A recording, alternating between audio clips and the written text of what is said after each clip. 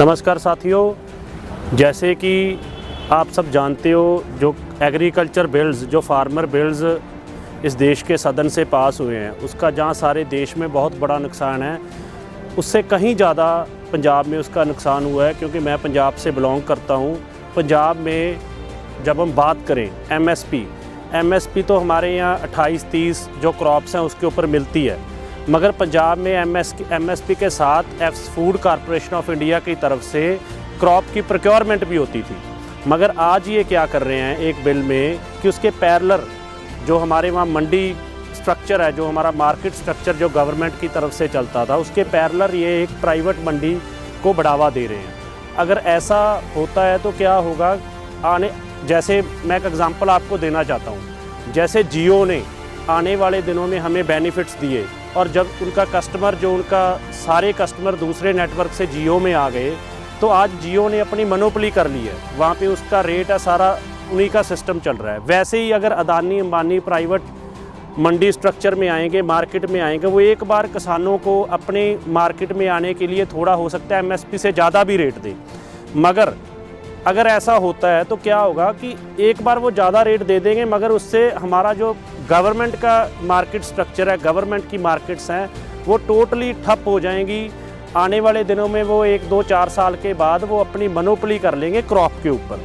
दूसरा, इसमें essential commodities जो बिल है जिसमें क्लियरली मेंशन था कि कोई भी आदमी जो गवर्नमेंट के गाइडलाइन है उसके ऊपर कोई भी आदमी स्टॉकिंग नहीं कर सकता। किसी भी खाने की कोई चीज़ है, कोई भी चीज़ है, उसके ऊपर हम स्टॉकिंग नहीं कर सकते, मगर इन्होंने वो उठा दिया। अगर ऐसा होता है कोई आदमी किसी भी चीज़ की स्टॉकिंग करता है तो हमें ये नहीं भूलना चाहिए स्टॉकिंग के पैरेलल काला बाजारी होती है, ब्लैक मार्केटिंग होती है।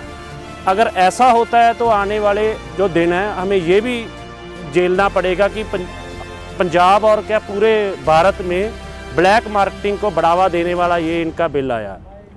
तीसरा, ये भी बहुत महत्वपूर्ण बिल है, वो है कॉन्ट्रैक्ट फार्मिंग। कॉन्ट्रैक्ट फार्मिंग में हमें कोई प्रोविज़न नहीं दी गई नए बिल में कि हम कोर्ट जा सकते हैं। मगर देखो, अगर कोई बड़ी कंपनी आके किसानों के साथ कॉन्ट्रैक्ट करती है, कॉन्ट्रैक्ट के बाद उनका 10 साल का 15 साल का कॉन्ट्रैक्ट है, अगर वो 1 साल के बाद भाग गए तो ना वो ज़मीन छोड़ेंगे ना किसानों को पैसा देंगे।